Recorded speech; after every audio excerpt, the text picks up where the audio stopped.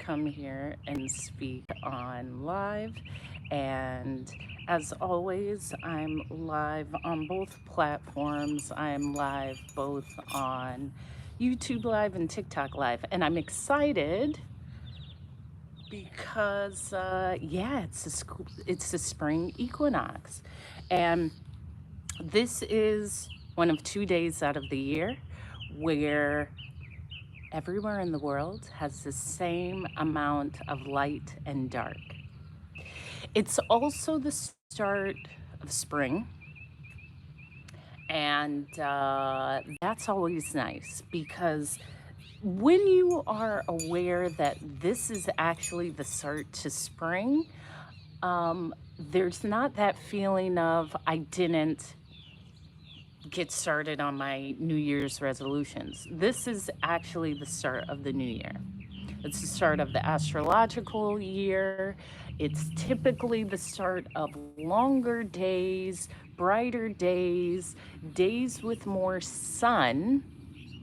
So it's a beautiful day. It's a beautiful new start. And I've been feeling this really huge surge of energy to like go. So if you just feel better, if you just feel like setting goals or going after something, it's because it's this time of year. This is the time that we do it. This is purposeful.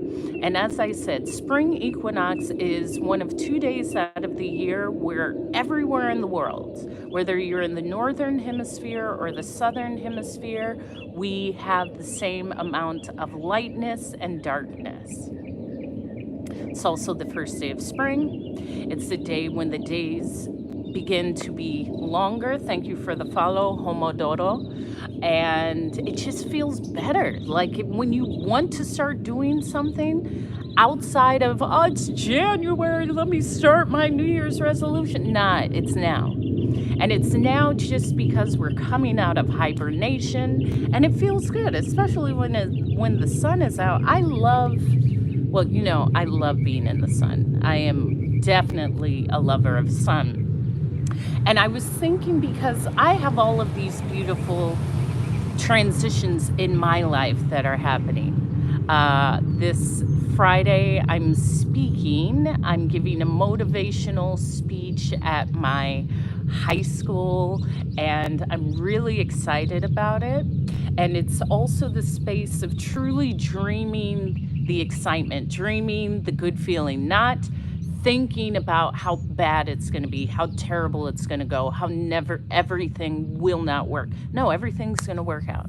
There's a reason why I was asked, and there's a reason why it is happening for me. And being in that space, instead of expecting terrible things, I only expect great things. And I also feel good. I feel really good in the sun. I feel really good drinking my tea. I feel really good with everything that's transpiring. And I share that because I say that all the time. I don't say this isn't going to work out, my life isn't good. Even if that was the case, don't say it. Don't say it. You have the incredible ability to convince yourself of what you want, regardless if you have the evidence for it. Because we all know people that lie. They lie to themselves, but why not? Why not say my life is working out, things are going great, I love myself, I like myself, I have great friends or great family, money is here, more prosperity is coming, opportunities are here. Say that instead of I don't have it, I don't have money, I don't have the payment for the bill, everything is going wrong, how am I going to make this happen? Like, here's the thing, if whatever you're asking, whether it's the universe, whether it's a specific God, if you say, why isn't it happening? Do you really want to know? Is that really going to help you to understand why it's not happening? You know why it's not happening. Maybe you just aren't executing. Maybe it's just not the right time. Maybe you're asking for too little. However, there is a beautiful space of saying, actually, no, great things are coming for me. Why not me? Of course, it would be me. It's always going to be me. And I share that on this spring equinox because it's like the restart. It is really the start to the new year. It's the start to the astrological year, but this is when animals come out of hibernation and us. For the most part, January and February sucks. It's cold, it's dark, it's kind of like, oh, geez, I was drug through the ringer during December. Like, I'm chilling. Now, ain't no time to chill. Now it's time to get up and get out, get it tight, get it right, get that booty right, feel good, smile, whiten those teeth, have that glossy, glowing skin. It is the time now. You slipping if you ain't on it because it's time now. And by that I mean, why not now? Why not now? We are roughly three and a half months, 2.5 months from summer. Believe it or not. March, April, May, then June, July, August. What do you expect to see for yourself, in yourself during summer? Because I already saw what summer's looking like, and it looks real sexy, it looks real good. But that's because my outlook is always thinking and knowing, oh, what's coming for me is great. And I just act as if. I'm not going to act as if and not expect. It's both. And I'm sharing this because this is a big deal for me as a speaker, as a professional speaker, to speak at my high school. And it's something I think I wrote down, but I also envision, like, okay, do the TED Talk, do speak at my high school. There were some notable places that really either gave to me in a way, and it wasn't on a timeline. I just knew it would happen. I knew I would speak at TED. It wasn't about when or how. It was just that it's going to happen. I knew I would speak at my high school. I didn't know when or how, but I knew it was going to happen. I knew somebody was going to reach out to me. I didn't know when or how, but they would. It's just that expectancy of the things that I want will come to me. That's the opposite of all bad comes to me. No, absolutely not. And I had shared in my live last night that take accountability. However, also ask yourself, what do I want? Where am I? What is, thank you, co-producer, for the roses. What do I want out of my life? And let me start. And I share that because when I started this journey as a speaker, I was a flight attendant for 15 years, lived all over the world, traveled everywhere. Like, I am a voyager at heart. There's individuals that say, I love to travel. You couldn't even keep up with me. You would probably be afraid to go where I go, and you wouldn't be going with me anyway, because I don't really travel with people. Front yard. I love sitting in the grass. Here's another thing. I do things that I love, meaning I love to put my feet in the grass and ground myself. It's just one of life's little joys. So when I started my journey with speaking, it was after I retired from the airline in 2020, and I really started, well, it was before that. So to really have the full circle, go to my link in bio. When you click it, my first link is my TED Talk. That's what actually led me to this moment. The TED Talk, which came from the fact that I had an emergency landing as a flight attendant. It was my second during my 15-year career, but this one was a little bit scarier. And it allowed me to open the space of, what do you want out of life? Sure, this is a great life. Sure, you get to travel all over the world. And I've always shared, I was that flight and I lived in London. Hey, let's go get a pizza. We would hop on the flight, go to Milan, do some shopping, get back on the flight, come home to London. Hey, let's go shopping in Shibuya. Hop on the flight, go to Japan for a few days, come back. That was my life. That's been my entire life. So I actually don't know anything outside of that. But what I had to ask myself is there more? Could there be more? Or is this it? Is this it? Because flying is a dream occupation. I was anchored in the fact that not only am I living my dream life, I'm in my dream career. This is the absolute best career, where it was the career that I had the most amount of freedom, time freedom, travel freedom, without being anchored somewhere. I never wanted to be anchored anywhere. I worked in my father's office as a child, and I always knew, oh, fluorescent lighting, smelling the coffee, rolling chairs. I don't want to do that. That's not going to be a part of my life at all. And I'm sharing this because life is just giving us information, and we are able to say, this is what I want, this is what I don't want. This is what I want more in my life. Actually, I want to tweak that. Maybe I do want the ability to travel 2-3 times a year, but I don't want to be a road warrior and on the road 3 weeks out of the month.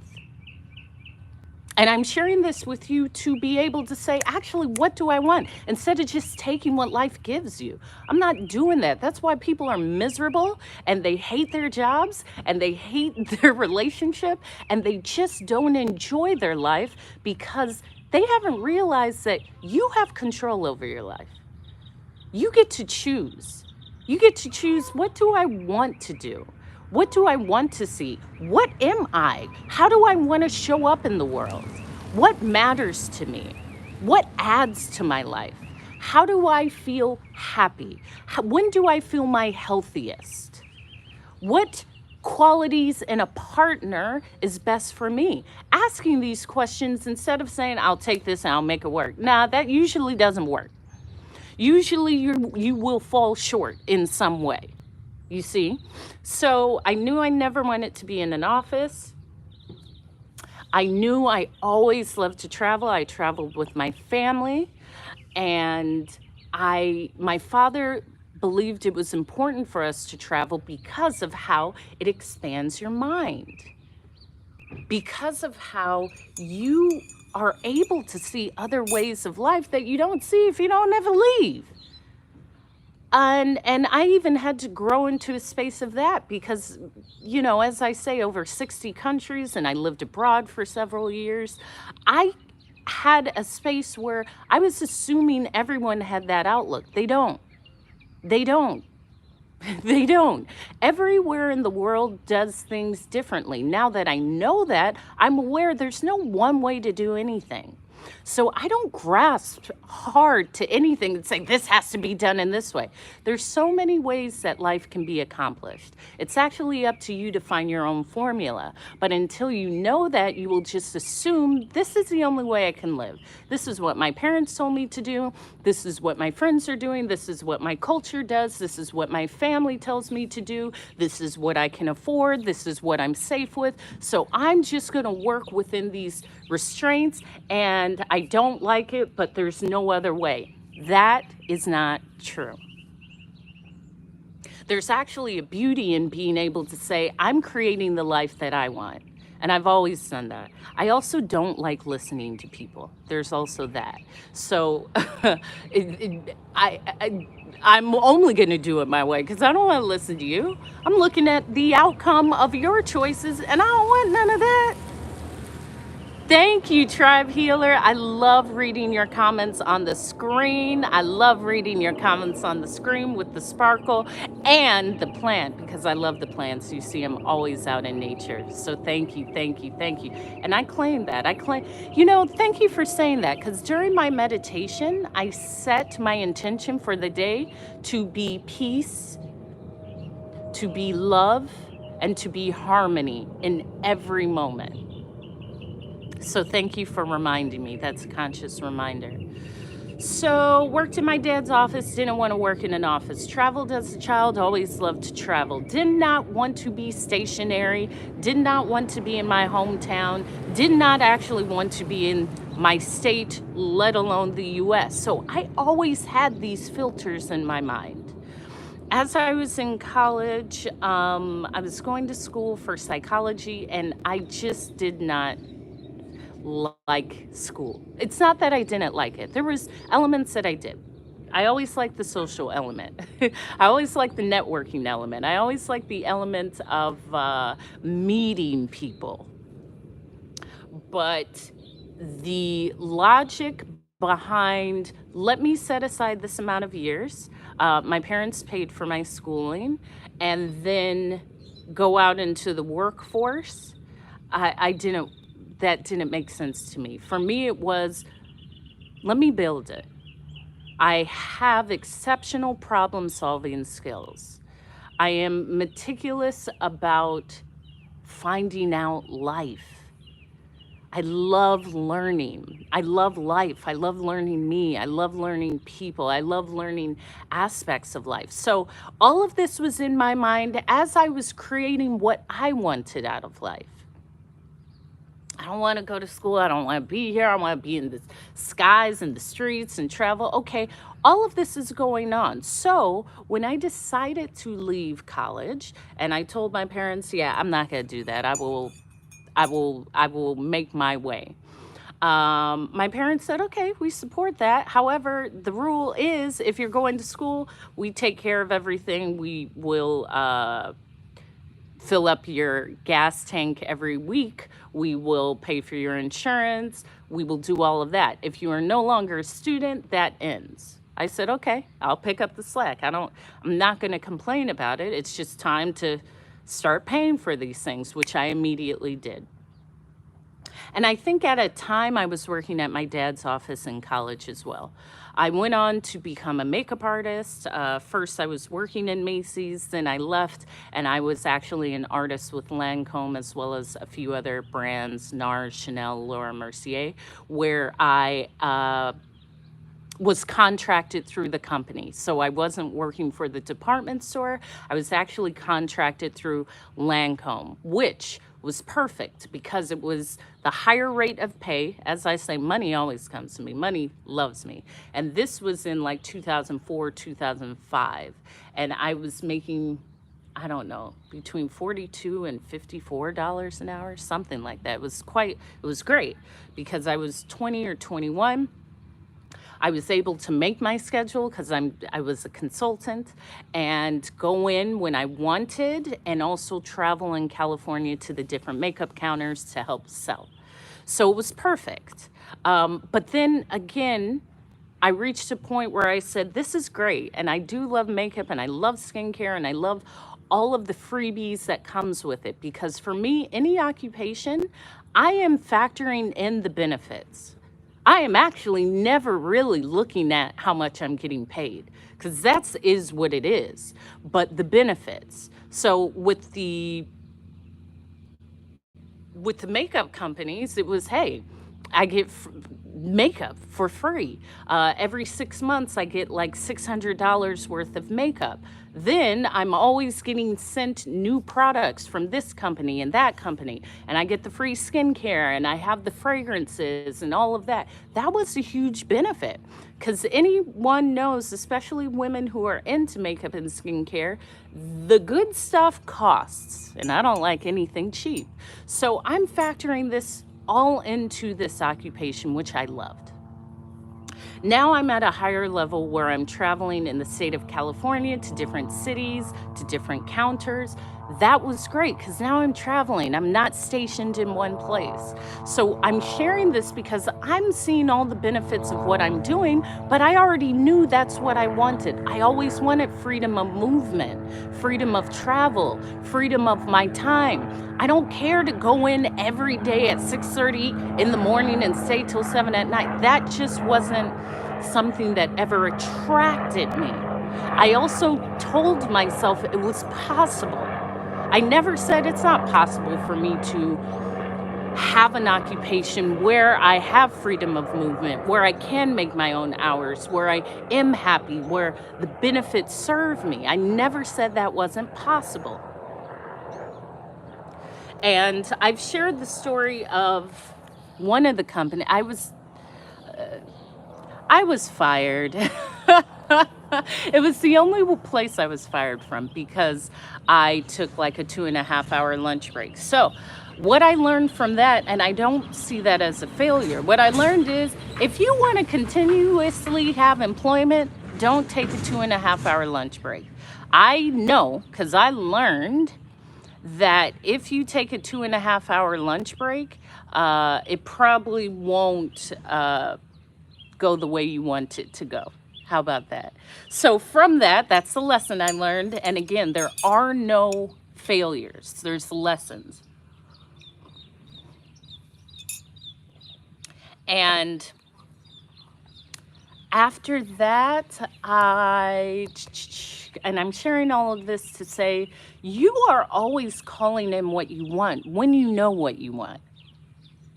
And I speak about occupations and jobs a lot because what I see is most people do not even believe that they have the ability to do what they want, meaning be somewhere and have the benefits that they want, or have the time availability that they want, or just enjoy what they're doing. I've never had an occupation where I haven't enjoyed what I've done.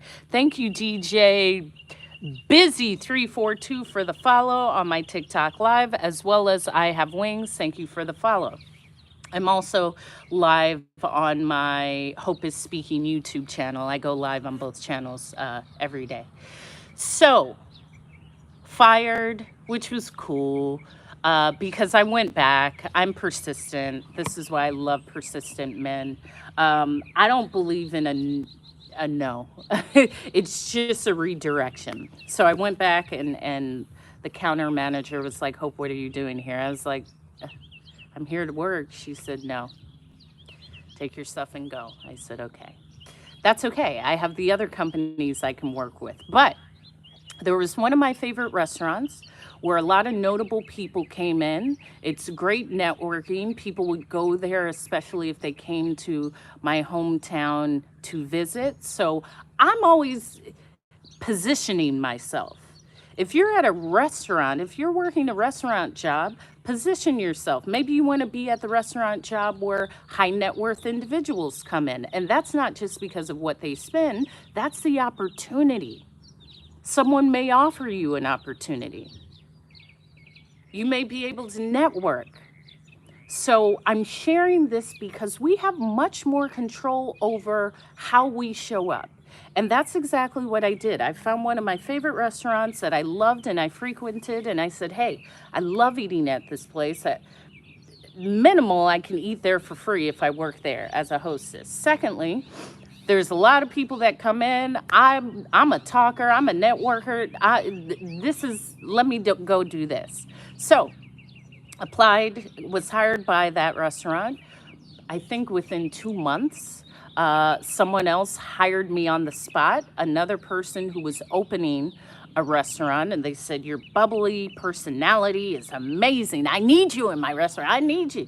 I said, okay, I'm there. He said, okay, whatever they're paying you, I'm going to double it.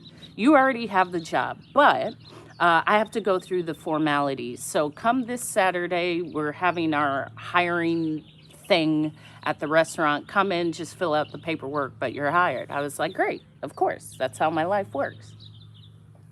So I went, I was hired. The manager that he hired was his nephew, and he was nuts. He was abusing substances. He was out of his mind. He was sweaty. He was just,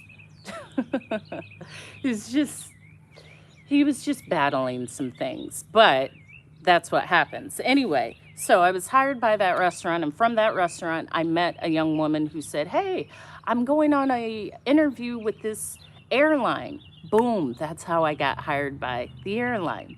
And I'm sharing all of this because one thing led to another.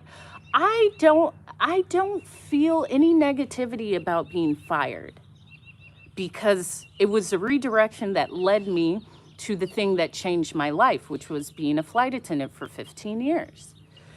And so I'm from a smaller town in California, but I had traveled, I would say, the bulk of the US before the age of 15. My father loved the outdoors. He loved to travel. He traveled a lot for work. He wanted us to be comfortable in every situation. What's up, Miss Light, Miss 60K? He wanted us to be able to be in top tier restaurants and hotels and not feel ostracized. That is a thing. Some people don't feel worthy of being in certain spaces. That was never the case for me because I had been doing it since I was a child. So I knew, okay, flight attendant, I'm getting the heck out of my hometown and I ain't coming back, baby. I am not coming back. I don't even care about the pay because, first of all, I love to travel. I love to talk. That means you're going to pay me to travel and talk, and I can be anywhere in the world at any moment with my fine self. I'm out of here. I am out of here. I am not coming back. And I share this because I see content from newer flight attendants that talk about their struggles in flying. And yeah, that's there. But so what? You got to get to a point where you really got to toughen up. And I would know all the times I dodged being fired and I dodged not showing up to the airport. Not like I know, but what's the other option for me to go work at Target? Heck no. Heck no. Not only do I have these incredible benefits, the point of travel is that is the most expensive currency. There is no way you can fake travel. You can fake a handbag. You can fake driving a nice car. You can fake those things. You can't fake travel. It is the most expensive form of currency and hobby available. And it creates a space of openness in your mind. Because once you really start traveling, and I'm not talking about going to Miami, Puerto Rico, Cancun, Tulum, and where else do people go that I would never go? That's the entry level where people start. But when you start going to these places that have a completely different social structure, have a different educational structure, religious structure, gender structure, you start saying, oh, okay, I was thinking that this was true around the world because I'm from the US. That's not the case. What you see, especially if you're in the US, is central to the US. And let me tell you, the US is nuts. This place is an insane asylum. However, you don't know until you've actually spent time outside. And this doesn't come from, I went to an all-inclusive. You ain't gonna find it out going to an all-inclusive. Because an all-inclusive means that you really aren't leaving the property. It's not that you're doing yourself a disservice, but there's so much that can be learned from interactions of the people where you travel. One of my favorite things traveling is going to the grocery store. I love going to grocery stores. I love people watching. I love just looking at packages and the different fruits and the different vegetables and the size of the fruits and vegetables. I always buy tea. I always buy candy and snacks. That's my favorite souvenir. I always bring food. I'm not going to bring a keychain. But you see things constantly that are similar. And no, I don't believe that. I haven't had that experience, Miss Light. And you know, I lived in Europe for 7 years. Um, I don't believe that that is the case from what I've seen. But Europe is like saying they have they have so many options in America. Well, it depends where you are. When living in Hawaii, the fruits and vegetables that were there for me as a resident of Maui are different from when I would go to Nebraska. So I haven't found that to be the truth. I haven't found that to be a consistent pattern. Um, well, I haven't found, I lived in Paris. I haven't found that to be True, but possibly they do have an entire aisle for cereal. Of course, the quality is better because they already have set quality standards. When I say Americans don't know about good food, it's really coming down to the basic standard of there's no way for you to know because it's not ingrained in the culture. Meaning, if you're a child in France, you're actually learning about food and cuts of meat and how to cook when you are in grade school. You know how to make béarnaise sauce and all of these things. But that's a part of the culture. It is not a part of the culture here in the US because Americans don't care. They want something for 99 cents that's quick and covered in like cheese and bacon. But I did not find that that was the case, especially if you went to the huge Carrefour or one of the big supermarkets. I believe there was just as much choice, but sure, I understand. It's the same thing. You go to the Caribbean, you go to Brazil. I mean, your choices here in the state, it's the illusion of choice, which is often talked about. You may have 10 raisin brands, but it's still raisin brand. So yes, it's the illusion of choice, but it's still raisin brand. However, what I shared was just the ability to see life in a different perspective. You can take it another step by learning a language. And that was not only daunting to me, but one of the best experiences because as a communicator, I love to communicate. And it can be uncomfortable when I know what I want to say, but I can't formulate the words, which is a beautiful part of language learning. But also with learning a language, uh, and my French was really solidified being in West African countries because Parisians, they speak very, very fast. They almost speak, I would like to, someone who is a born and raised New Yorker may have a faster way of speaking compared to someone from Alabama, just because the cadence is different. The word structure is different from someone in the South. It's different. And that comes from everyone that came and inhabited the South. If you're in Louisiana, that was inhabited by the French. And there's a lot that goes into every part of the US. However, the speed of language is different wherever you go. And so when I was in Mali or Senegal or Cote d'Ivoire, I could hear the breaks in words because the language was spoken slower. And I loved that. Also, um, for the most part, if I was communicating with someone, I had to only speak in French because there was a good chance that the person was not. Uh, oui, c'est vrai. Oui, c'est vrai. Uh, the person might not have known English. And the beautiful part is once you're forced to speak, I saw, oh, I know this. There's so much in our brains that we carry every day that until we allow it to be executed, until we allow it to be used, you don't know. I was completely fluent, but it was because of that fear of, am I saying it wrong? Is this the right structure? Am I conjugating it right? I have to think about the words. When I'm speaking English, I'm not thinking about what I'm saying. It's a part of my nature. It's my native tongue. If I'm speaking in French or Spanish, I really have to think about it. After a few days, I work that out. Um, uh, but that's all a part of it. What I'm sharing is um, you have a cold and I have hot, got me? I don't understand. Clarify.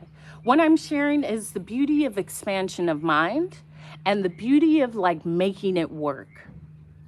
Because I kept saying, as a starting flight attendant, I know it can be, it is what it is, but you make it work. I'm gonna make it work. I'm going to make it work. You think I'm going to go to my hometown and be back with everybody who's baby mamas and baby daddies and they complaining and saying, I want to leave? I left. I have the whole world in my hand. Oh, sure. Yeah, sure. Sure. And then again, I had a French partner for years. So when I was with him, I was only around French speakers. So I went from like what you learn in school to only hearing native slang and native speakers. So even when I speak, it is not perfect. It's really like regular French. Do I have African family? Sure. Why not? So I'm sharing this to say you got to make life work for you. You got to make life work for you. And my first few years as a flight attendant, I did like everything that you could do wrong. I did it. That's a part of it. I wasn't afraid, but I would miss trips. Once I forgot my bag on the airplane, and then it never showed up, and my passport was in my bag, and so I couldn't work this trip.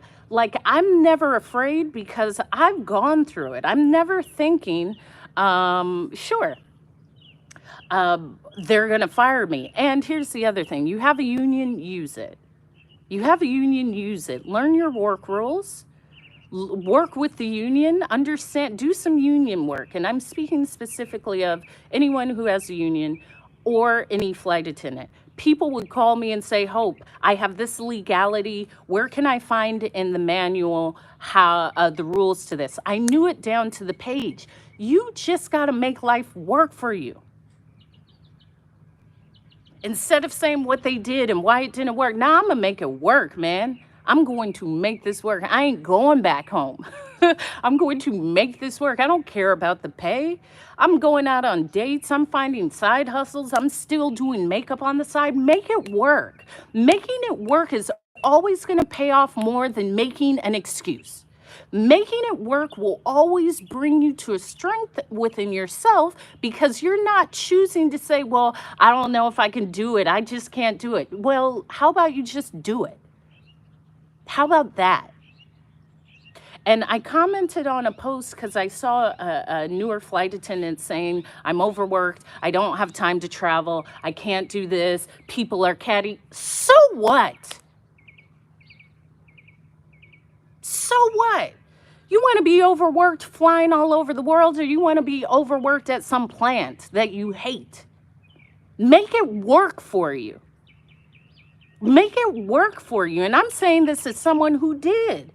Especially if you a cute young thing, make friends with the front desk people. Make friends with the people at the hotels. Make friends. You never know. People are like, hey, most of the time when I traveled, when I first started, it was, hey, Hope, we're going here.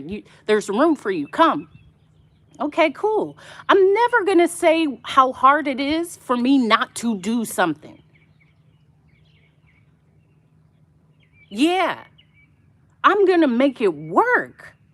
Listen, I saw people, and every time I would come back home, people would be doing the same things, which is most of life. When you move away, because I moved away from my hometown when I was 22, and I didn't, well, now I'm back, but I came back like 20 years later. I'm a completely different person, which was the purpose. The purpose of me leaving, the purpose of me saying I can be at a place where I can earn money, learn, do what I want to do, travel, have freedom of movement, have freedom of travel, have freedom to be me. Because also, if you are, I love you too, the word. I love me some Hope too. I love me too, but I love you too. My goal was to change. If you're still in your hometown, it's difficult for you to change because people are going to remind you, oh, I remember when you did this. Oh, look at them trying to do that. Oh, remember when they did this? The further away you get away from what's familiar, yes, I am. I am OSS. Go to my link in my bio, and it's like the second link is to work with me because I do coaching for that.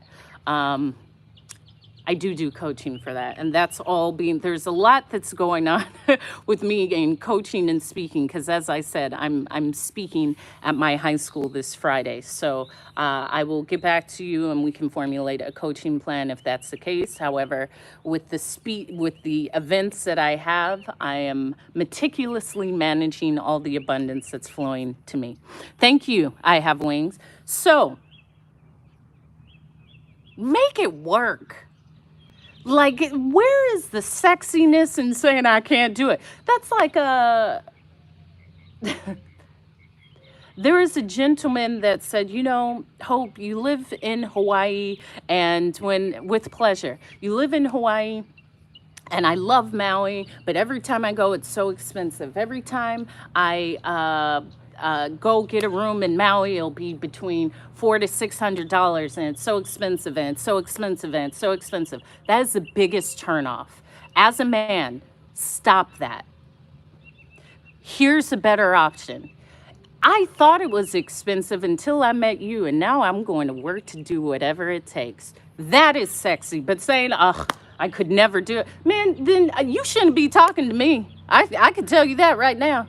You don't need to be talking to me at all. Because every time you say something's too expensive, I am subtly like going, okay, goodbye, goodbye. Like, that ain't sexy. Who wants to say that? I'm retreating. The beauty is, and I had a gentleman say it is, but Hope, you tell me what you want. And I don't know the time that it will take, but I will get you anything and everything you want. I guarantee you that. Now that's sexy. That is sexy. And it's only sexy because you're leaving the space open to have it. Let me take the money element out of it. It's more so of saying, I'm going to get it. I don't care about that barrier of price. I don't care about the barrier of time. I don't care about the barrier of skill. That's for me. I'm going to get it. The moment you say I can never have it, go away from me. Kick rocks now, because I'm not on that. And it's not only that I'm not on it, I can't really be around that. I can't be around that. I'm a go-getter. I'm going to get it. I'm going to get it. This is why I've had such an incredible life, whether it's me being a flight attendant, whether it's me always taking winter off. I don't know about winter. I would leave for 3 months and go retreat in Mexico or somewhere. I lived in 2 places at one time. I lived in New York and London. I know how it is to split your time and have 2 different mailboxes. These things sound so out of touch, but it's what I wanted. And I've always said, I've always loved this expansive life. When people say, where's your favorite place? I'm my favorite place. It's my favorite. Thank you for sharing the live DH of greatness. I'm my favorite. The place is the favorite because I'm there. And it's too limiting. With one favorite place in the world, I've been to every major city hundreds of times. Now, I'm sharing that because there's a difference in outlook. If you've only been to San Francisco or New York once, of course you would say that's my favorite place because there's less information for you to gather from. But I could say, oh yeah, when I lived in London or when I lived in New York or when I lived here, but there's so many things, it's limiting to say only one is great. Same thing with homes. I've always seen myself with homes all over the world. And in traveling, I met people that say, yeah, during summer we have our chalet in the south of France, or in winter we have our chalet in Switzerland, or I would always go to Senegal, usually during the winter months, or it could be somewhere. But why do I need to just park one place? I can be everywhere. What's up, Mr. Stewart? And I'm sharing this to just expand your mind of what's possible. Of what's possible for you, of what's possible for your life. Because the moment you say, I can't do it, it's not possible for me, you've just set that in motion. It's not actually true, but if you believe it and you say it, it's done. It's done.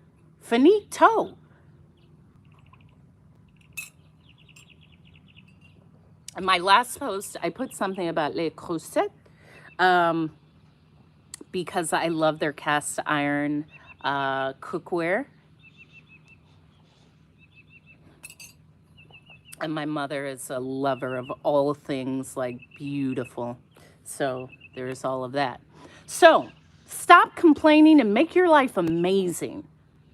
Amazing. That's partially why your life ain't amazing. And on this day of spring equinox, which means today is one of 2 days in the entire world where everywhere in the world has the same amount of hours of lightness and darkness. It is also the start to spring. It's the kickoff. It's time to go. If you hadn't been in the gym or on your Zoom, you getting left behind, because we've been out here getting it sexy, keeping it tight, keeping it right. You got to get on your Zoom. and, and I don't, listen, I don't know that, Chocolate. I'm always open. However, I'll offer this. Sometimes it's not about the mindset. Sometimes it's just about what you've seen. I can speak this way because I never saw my dad say, I hate my job, I hate my life. He always enjoyed what he did. So for me, that was the norm. It's not for me about people not enjoying life. Maybe they don't know how. Maybe that wasn't the example that they were given. Maybe they were told life is terrible. You work, you get your bills, you pay them, you get drunk on the weekend, and then that's it. That's all life is going to be. It ain't going to be any better. Okay, well, I can't knock someone for not having the ability to see anything else. Sometimes it just takes the ability to see someone doing something that you would want for you. That's it. So, and this isn't a space of compassion and kindness. This isn't a space of judgment. In fact, come look at me. Come look at me. And I share that because, as I said, I'm speaking at my high school, which is incredible. It's also incredible because I get to go tell them, listen, I was in all AP courses, I was in all these advanced courses, and I was this same person talking and socializing and talking and ditching school. I didn't even walk with my class. I didn't even get to walk with my graduating class. But guess what? Everything after, I was successful. And I share that because just because you get knocked down, you don't graduate with your class, you had a baby at 17, you man left, that does not mean your life is over. You get to dictate, I can still do it. I can still be it. I can still have an incredible life. And I'm here to show you. I didn't care what people said. I'm getting the heck out of here. I'm making an incredible life. Whether it was learning the languages or working, when I was in DC, I worked with grassroots organizations because I wanted to learn the other side of politics. I ran a voting booth and had to set it up and learn that. There are all of these things. I never said, well, I didn't walk with my class, I can't do it. Now I can do anything. Maybe that was to show me that's not to knock you down, that's to prop you up. Do not be defined by whatever happened to you. You are able to do great things. And I share that because this is a part of my speech. I want you to know. Because when you see me, you may just see this traveler, this speaker, this whatever, TED. I don't know what you see of me. I don't know. I leave that on to the person. But we've all gone through things that either built us or we've allowed it to break us. Nothing is breaking me. Nothing is breaking me. I am powerful. You are powerful. You are incredible. You have lived to this moment. Rejoice in that. You are able to do all things. Now, I don't care if you believe it or not, but you can. But you can. There is no way that, listen, I left college, didn't walk with my class. How the heck how am I supposed to live in New York, London, Paris, all of these places? Just, yeah, I'm going to live there. I just believed it. I'll make it happen. I don't even think about price because guess what? I'm lucky. Everything comes to me. Someone said, hey, you're moving? My cousin's moving out that day. You just move in, we'll work out price. That's what happened. That's what happened when I moved to London. I didn't know anyone, and I prefer going places where I don't know anyone because I like to get away from people. But I never once said, it's London, I can't afford it. I said, man, London, they don't even know what's about to hit them. And my boyfriend at the time said, hey, I know you're transferring to London. My business partner's cousin is moving out of her flat the day you go to orientation. She said, come move in. We'll work out a price that works for you. That happened. Stop putting limitations on yourself. Stop saying what's not able to happen for you in your life, because you have no idea the incredible power of what happens when you commit. But if you don't commit, if you say that could never happen to me, then you've committed to that. Either way, they're both true. They're both true. And all of these random, it's like a cat mafia. These cats are everywhere. Thank you, Vanita, for the follow. You have to see the power that is you and really the power that's in your word. I always say this as a speaker. How you doing? Oh, look at this beautiful dog. There's some really cute dog that's walking past. I love dogs. I love all animals. I just love life. There's that. I love life. And I share all of this because anyone who's been in my lives, I will always plug my TED Talk. The top of my TikTok page is my link in bio. The first link is my TED Talk, which I gave in October in Germany. That is the basis of what I speak of. But also, I am deeply in a cycle of grief. This is why I'm back home in my hometown. I've always been close to my father. My father has always been the exceptional example of a man that loved me, that protected me, that spoiled me, that guided me, that really gave me knowledge that's useful. And my father died at the end of December. I watched this whole process from November to December. Then me and all of my sisters had to plan his service. Like, real stuff is going on in life. I'm here to tell you, you can still show up. You can still show up. And I'm not saying that to say I press emotions down. I don't. I actually have everything I need. I journal, I have therapy. In fact, on Tuesdays, we go to a group grief therapy group because my father is the foundation of my family. And my mother and father were married for 45 years. I'm witnessing that to see, he's always with me. He is yet to be in a dream, but the words you're hearing are him. I don't ever feel death. I think that I've had several deaths within the past like 7 to 10 years that have taught me incredible things about grief, and I don't feel a loss. I think it's just a change in energy. So it's not that he's not here. So I shared that to say, speaking fuels me. It really is so much fun and so uplifting. And that's why when I'm speaking, you feel this energy, you feel it. These words are weighted. And it's really what's driving me, because the loss of someone close, whether it's a parent, a partner, a sibling, a child, it can shake you. And I've learned to redirect.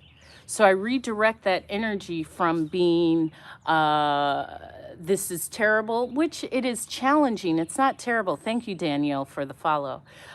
It's challenging. Notice, I am meticulous about my word selection because challenges are there for you to overcome. Challenges aren't there for you to stop. However, I have even more of a reason to speak. I have even more of a reason to show up. I have even more of a reason to show up and enjoy life. And I mention that also because I often hear people that say, you know, I don't want to think about it. I don't want to go to the grave. I can never get past it. You will grow into it.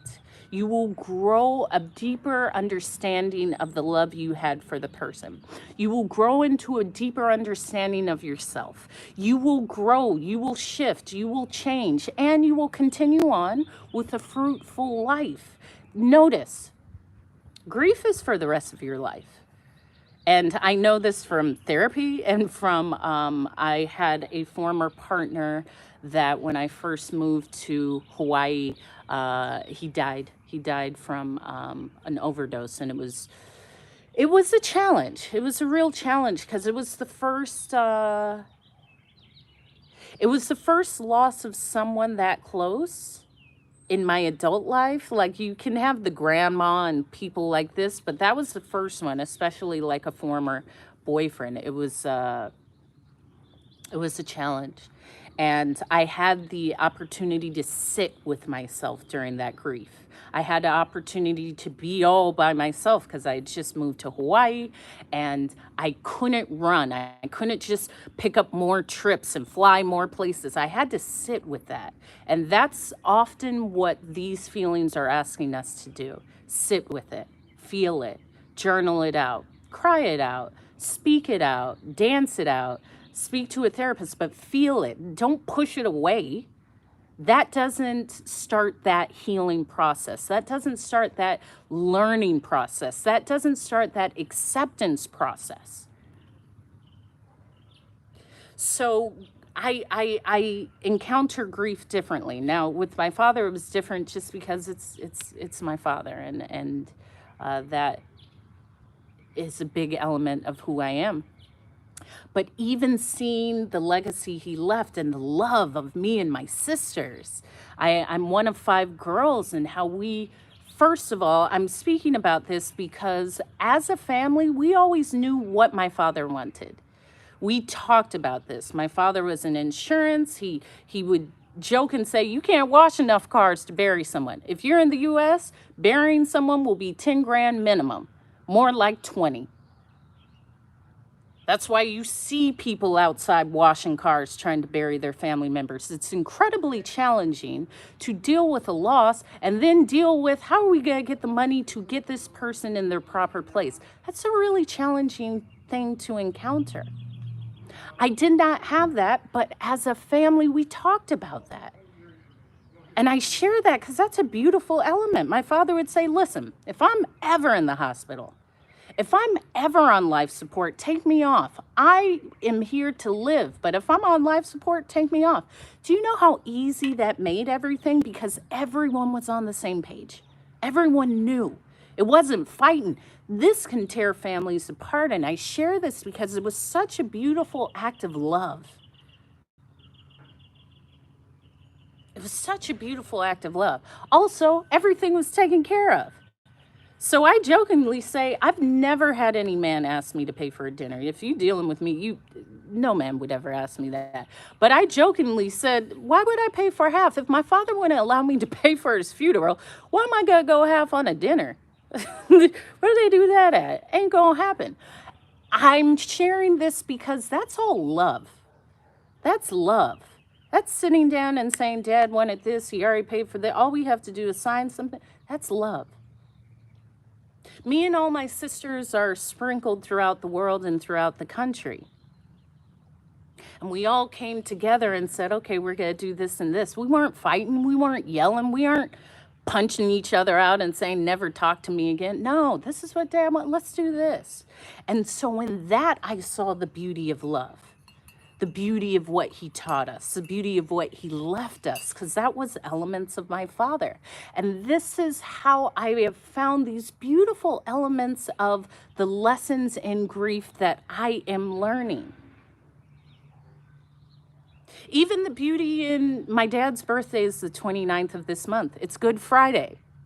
And I jokingly said to my mom, Dad is saying, that's even the joke. My dad was very positive and happy and always laughing. I don't think that's a coincidence that his birthday is on Good Friday. He's going to say, go, enjoy life. Thank you.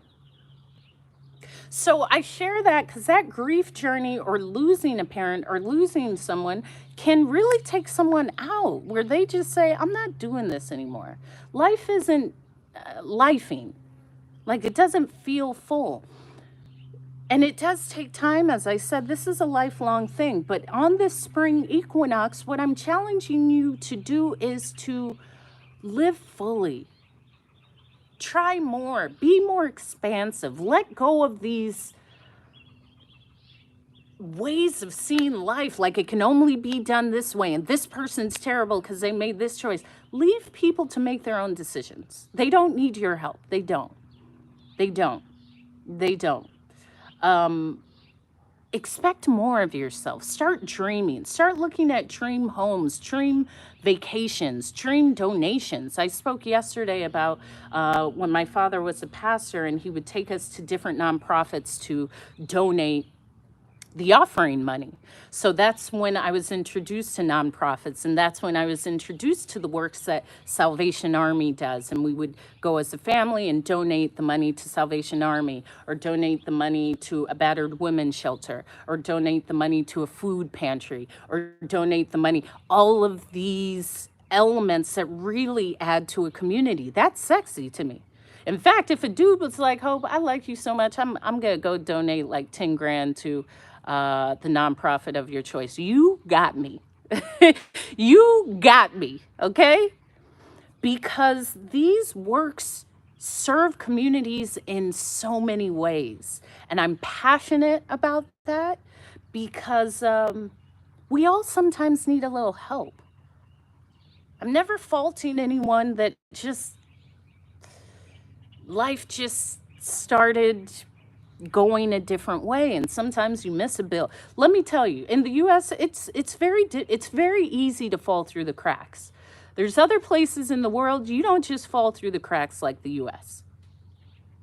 Most of the EU, you can't just sure.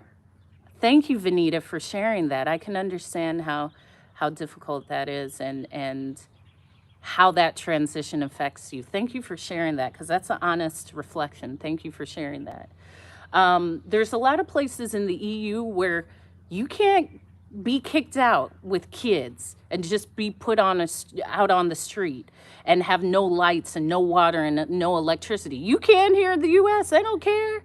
Your butt will be out on the street with a teddy bear and your kids. And I jokingly say that because that's difficult. That's difficult. Sometimes we need a little help. Sometimes we do need just someone to say, I got you. I'm never judging anyone who just has gone through life and things happen. And my dad would like go talk to people without homes and take them to Denny's. And he would say, no one just is born out on the street. Thank you. Yeah, that's beautiful. You are loved. Have conversations with people. I was with someone who was without a home for a little while, and he said, you don't know how terrible, you don't even feel like a human. People walk past you, they see through you. If you're out on the street, people don't even see you as a human being. They think less of you. They think you're there to rob them. Like, we are humans. And I'm sharing this because this is a big part of my speaking. And the simple fact of like, just the willingness to help and the openness to say, I know they're going through it. Maybe I'll just send them good energy, but I'm not going to say, man, they should have saved money. Man, they should have saved money? All it takes is one loss and you could be out for the count talking about, I don't even want to do this life. People go through really difficult things. So I share that for a space of compassion and to understand that we're all a reflection of each other, but we're also like able to help in the ways. Possibly. However, here's my response to this. The response to the system shouldn't have been stolen first. That doesn't really apply to me because my power is great. Our power as individuals is great. Our power as individuals is even greater when we band together. So I don't care what was ever taken from me. I know the power of myself and humans when we band together. That is not an empowering statement. That means something was taken from me and now I'm not in my power. That ain't it. That ain't it. Understand, I'm on the side of, oh, I'm building this. Things gotta fall before you remake them. So if you're on the stance of it shouldn't have been stolen, sorry, you're on the side of I'm disempowered because it was taken from me. Understand that comes from a lack of power. I only speak in power. I only speak in power. And I only speak to empower. So maybe there's a lesson in this. Maybe the lesson is learning your power. Maybe the lesson is nothing was ever stolen. It was only for you to realize, oh, that's mine. I'm getting it back. That's it. I'm getting it back. There's nothing to stop me from getting it back. However, I'm only on the side of power. So that is a disempowering statement for me. However, I understand. So going forward, because also, thank you, Coach Candy. Yeah, it's valuing what I have, but valuing what I'm getting as well. I am grateful for everything that I have. I'm grateful for everything that's in my path. I'm grateful for every knowledge, skill, and ability I have to have whatever I want. There is nothing that I can't have in this world. I truly believe that. I truly believe that. I understand if that is not the stance that you're on, but that's what I'm on. And listen, if you listen to me enough, you'll start to believe in your power too. You'll start to believe in your power too.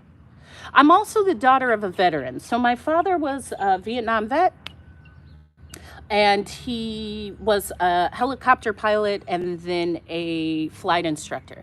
And I share that because when we would go to these fancy restaurants or we would travel and we would be there with my mom, my dad, and my sisters. And if my dad even sensed that there was a lack of treatment, my father wouldn't blow up and cuss people out. He would say, hey, listen, I fought for this country. I will only be treated like everyone else. I deserve to be treated like everyone else. That is what I heard my entire life. This is why I say I only speak in power.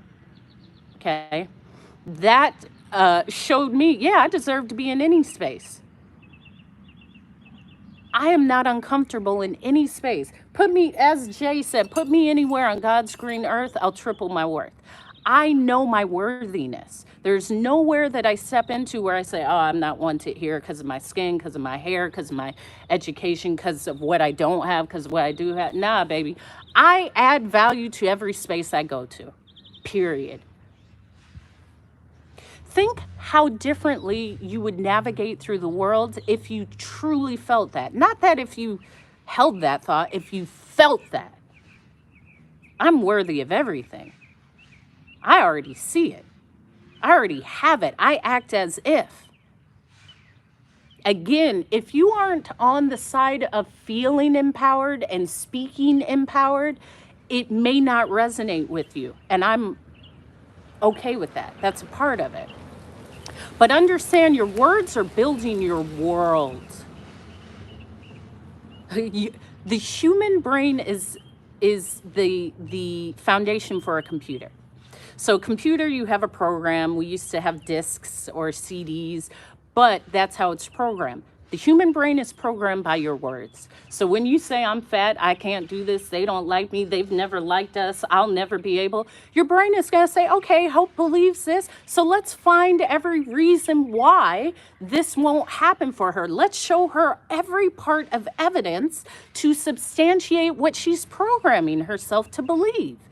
Period. That's why I say, if you got to lie to yourself, then lie to yourself. But I'm not telling myself anything that's not empowering me. How does that give my life abundance? It doesn't. It doesn't. How am I supposed to walk through this life as a speaker, as a motivator, as an inspiration, and not actually live it? I do. I'm out here living it. If you're not, Try it. Try it. Get up and start saying, you know what, today is a fantastic day. Everything's going my way. Instead of another day that I hate. I'm never saying that. I'm never saying that. And I remember the day of my father's service, I got up and I did an extra long motivation, meditation. And I journaled, and this was the day of my dad's send off. I don't say funeral because it was a send off. It was like, I'm gone. I'll see you later. Have a good time. It was good to be here. It was a send off. And I journaled, I am the light in the day. I am love. I am powerful.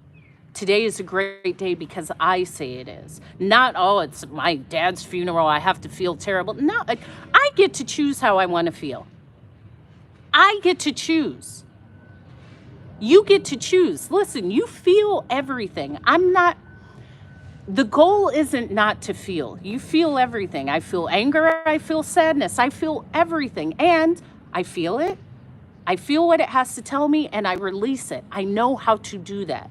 That comes with therapy. That comes with knowing myself. That comes with meditation. It could be prayer. It could be journaling. It could be going outside. It could be actually liking myself. Because I make choices for me. I don't make choices because of what someone else wants me to do. From that, I'm secure in my choices. I'm secure in how I form solutions. So I'm not looking outside of myself. So when you say what happens when you feel a non-positive emotion, nothing happens. You feel it and you release it. It's not there to stay. Learn how to feel your emotions. Learn how to feel your feelings. That's really important. Often it comes from actual therapy, understanding, oh, I've been blocking. For a long time, I was blocking anger. And so it had built up. I had to learn, yeah, I can feel anger and I can channel it or shift it or move it into massive action. Or I can say, okay, I'm feeling angry. Let me go run. Or my favorite, if I'm angry, like my sister made me upset, I'll put up a bunch of pillows on the ground and I'll take the mop and take the mop off and just boom, boom, hit the pillows and say, I'm angry. I'm getting this out because it has to be released.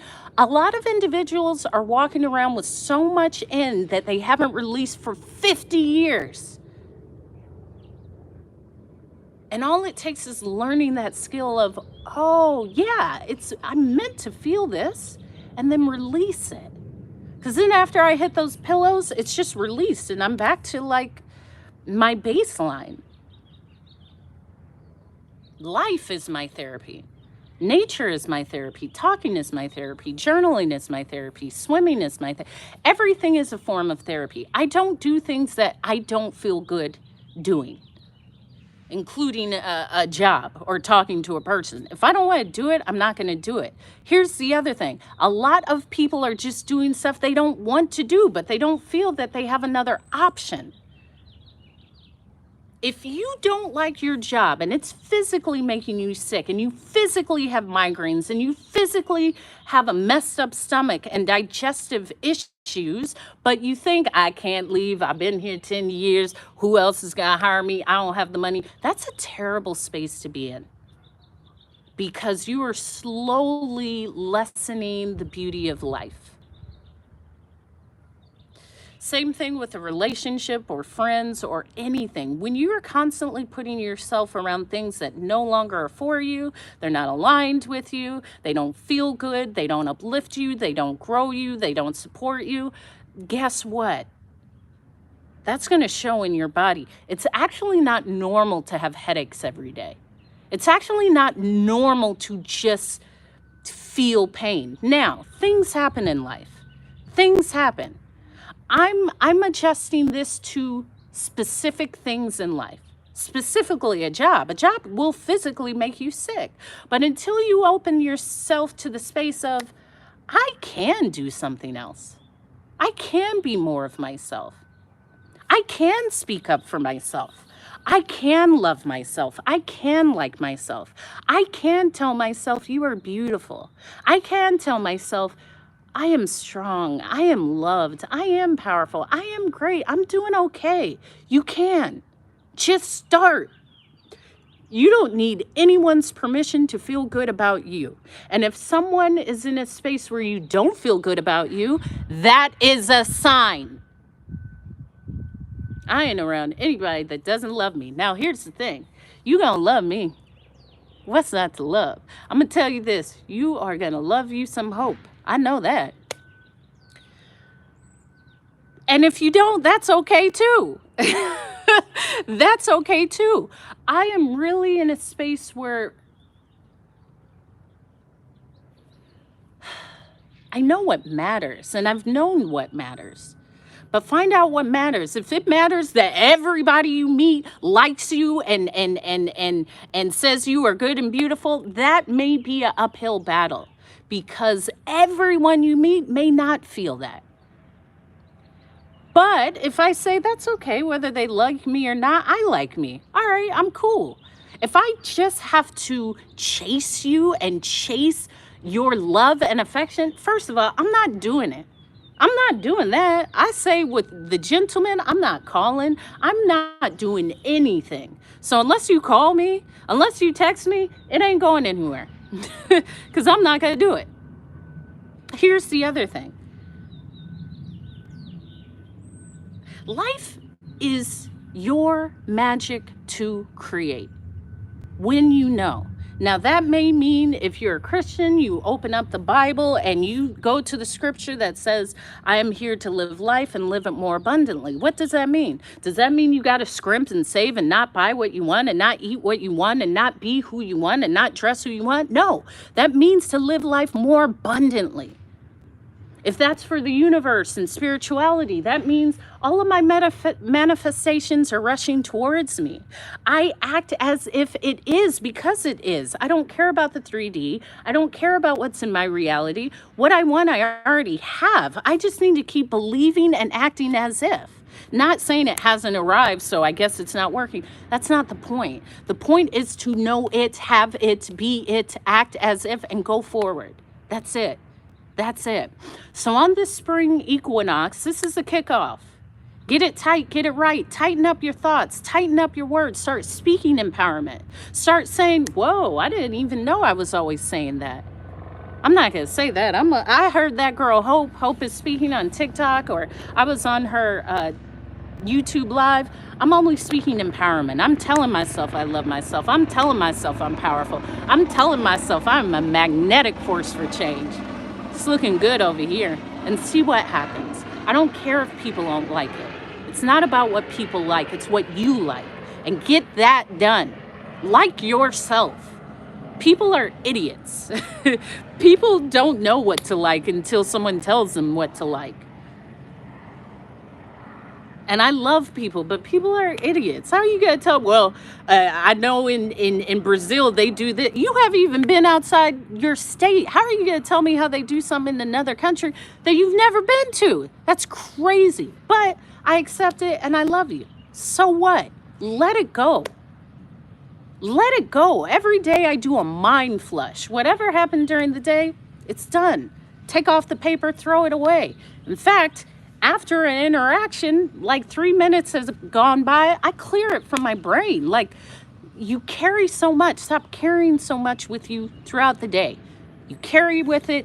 You carry it when you go to sleep. You wake up thinking about it. Get rid of it. Learn how to release. Learn how to journal and throw it away. Learn how to take a shower and say, I release everything that I encountered in this day. That's beautiful dog again. Learn. And maybe I'm here to teach you. So that's my message for the day. I have a Toastmasters group to go to. As I said, subscribe to my YouTube, Hope is Speaking. Follow me here on TikTok. Go to my link in bio. You click it. The first link is my TED Talk. You could also go to YouTube and just in the search bar put Hope TED Talk Emergency Landing. That is the basis of what I speak about. I am, good afternoon, Johnson 4657. I am professional speaker. I will be going live when I speak at my school this Friday, as well as I have a camera crew because I'm doing some content while there. With pleasure, with pleasure. Also, my links in bio. I am so happy, Coach Candy. That's what I do. That's what I do. That's what I do. And I appreciate it. I appreciate it. I appreciate it. My link in bio, if you would like a speaker, both virtually or in person, or me on a panel or a podcast, my information and how to get in contact me is there. Hello, Aaron, as well as my email, my Snapchat. If anyone's on Snap, add me on Snap. I'm new. One of the hopefuls said, hey, I want to see what you're doing. Add me on Snap. So add me on Snap. My YouTube is there, my Amazon storefront, as well as my Cash App and Venmo if you would like to donate in any way. And I come on and give a message every day when I'm inclined to. I don't have a set time, so put on your notifications. If you miss my message, I upload all of my lives onto my Hope is Speaking YouTube. So go to Hope is Speaking, daily TikTok lives. All of my lives are there. I think there's about 170 lives, as well as other content, affirmations, meditations, things of this nature. So this is what I do. Of course, of course, of course, of course. There's a lot of beautiful things going on. I don't say things until they're in stone and about to pop off. However, of course, podcasts, yes. So that is what I do. This is what I do. I got a lot of funny stories. It's looking good over here. I got the abs out. I'm ready. I'm ready. I'm ready. And I'm excited about the speech this Friday. And I'm excited for life because things are just looking good. What's up, Lexi, Johnny, Hair, Scoo? So I'm going to close out, and I close with these three things. Initially, be the reflection of love because we all come from an infinite source of love. Excellent, Coach Candy. Let's do some. Let's do some because women are incredible. We are the creators. And I know that, so you can't get nothing past me. Thank you, Mark Kelly 600 for the follow. Be the reflection of love because we all come from an infinite source of love. Show up. All you got to do is show up. But if you don't show up, how is it going to work? If you don't show up for your podcast, if you don't show up, if you don't show up for your workout, if you don't show up for you, how is it going to work? It's not. So show up. You showed up today. I showed up. We made it work. And finally, get out and glow, okay? I'm all about the glowing. Now, I'm always giving an empowerment message, but really it's a message. Keep it sexy. It's hard to show up. Well, make it not hard. Just start making it not hard. There you go. I solved it for you. Get out there and make it sexy. It ain't sexy saying it's hard to show up. What's sexy is saying, baby, I'm showing up for you. I saw you. It was hard at first, but nah, I'm showing up for you. That's all we trying to do. I'm showing up for you, baby. Remember I gave you that example? Oh, it's too expensive. No. It was expensive until I met you. Now I'm going to do whatever it takes because I like me some hope. That's how life is from now on. Make it sexy. Make it great. The best of the day has yet to be found. And expect miracles. Expect magic. Expect luck. Expect blessings. Expect to feel good. And expect something special for you because it's here in the day. I will see you maybe later today, but if not, I will definitely see you tomorrow. Enjoy the